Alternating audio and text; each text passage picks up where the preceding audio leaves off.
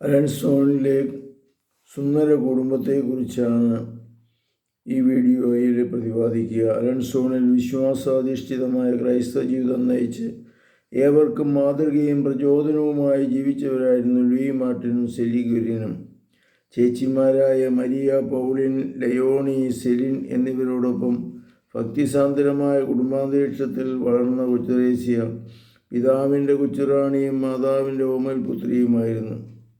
Silly ഗുരിൻ കൊച്ചുത്രേസ്യയെക്കുറിച്ച് തൻ്റെ മക്കൾക്ക് എഴുതി: എത്ര മിടുക്കിയാണ് ആയ കുഞ്ഞാണ് എൻ്റെ ത്രേസ്യ. നിങ്ങൾ ശിശുവായിരുന്നപ്പോൾ ആയിരുന്നതിനേക്കാൾ ബുദ്ധിമതിയാണ്. അവൾക്ക് എപ്പോഴും മധുരമേറിയ ഒരു പുഞ്ചിരിയുണ്ട്. ആരെയും ആകർഷിക്കുന്ന ഒരു വ്യക്തിത്വമുണ്ട്. ഞങ്ങളുടെ സന്തോഷം ആ കൊച്ചോമനയാണ്. ഓമനത്തം തുളുമ്പി നിന്ന കുഞ്ഞ് ത്രേസ്യ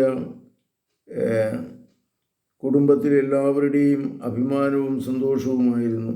അമ്മ സ്വലിഗിരിനെ സംബന്ധിച്ചിടത്തോളം ആ കുഞ്ഞിൻ്റെ പുഞ്ചിരിയും സാന്നിധ്യവും ശാരീരികമായ തൻ്റെ വേദനകളെ മറക്കാനും ആനന്ദവും ആശ്വാസവും ലഭിക്കുവാനുമുള്ള അമൂല്യ നിമിഷങ്ങളായിരുന്നു.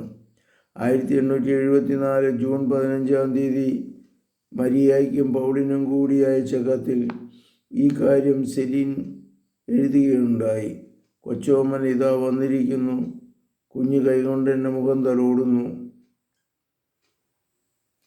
എന്നെ കെട്ടിപ്പിടിക്കാനും ഈ ഓമനക്കുഞ്ഞ് എന്നെ പിരിഞ്ഞിരിക്കുകയില്ല. അവളെപ്പോഴും എൻ്റെ അരികിലാണ്. തോട്ടത്തിൽ പോകുന്ന അവൾക്ക് ഇഷ്ടമാണ്. എന്നാൽ ഞാൻ അവിടെയില്ലെങ്കിൽ അവിടെ നിൽക്കാൻ അവൾക്ക് മനസ്സില്ല. എൻ്റെ അടുക്കൽ തിരിച്ചു വരുന്നവരെയും അവൾ കരയും. അലൻസോണിൽ സെലി ഗുരിൻ്റെയും ലൂയി മാർട്ടിൻ്റെയും ജീവിത ഉദ്യാനത്തിലെ വാടാമലരായിരുന്നു കൊച്ചുറാണി. ആനന്ദത്തിൻ്റെ കുളിർത്തന്നലേറ്റ് വാത്സല്യത്തിൻ്റെ ശീതളഛായയിൽ ആ 100 കുസുമം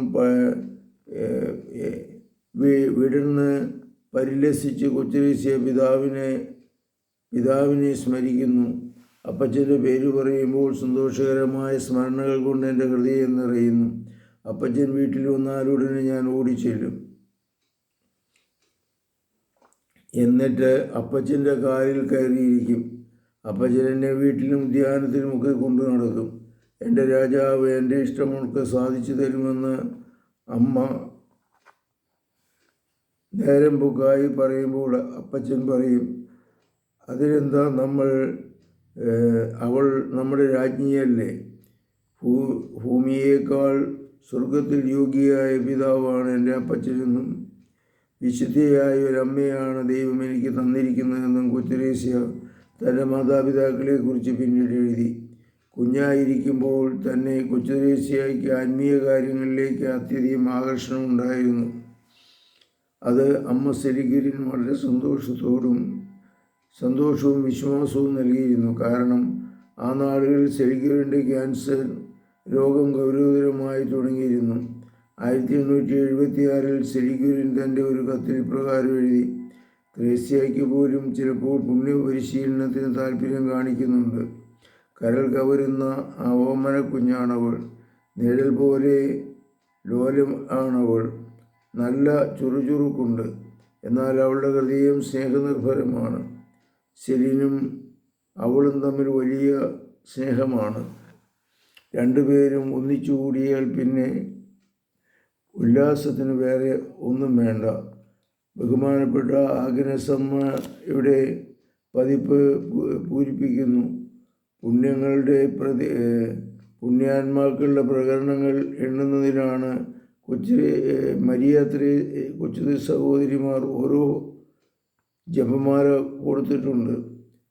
എന്തെങ്കിലും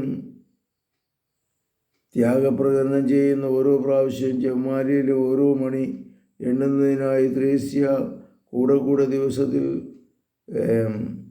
ഒരു 100 പ്രാവശ്യം ചെറിയ കീശയിൽ കൈ കടത്തുന്ന കാഴ്ചയാണ് അത്യന്തം കൗതുകകരമാണ്.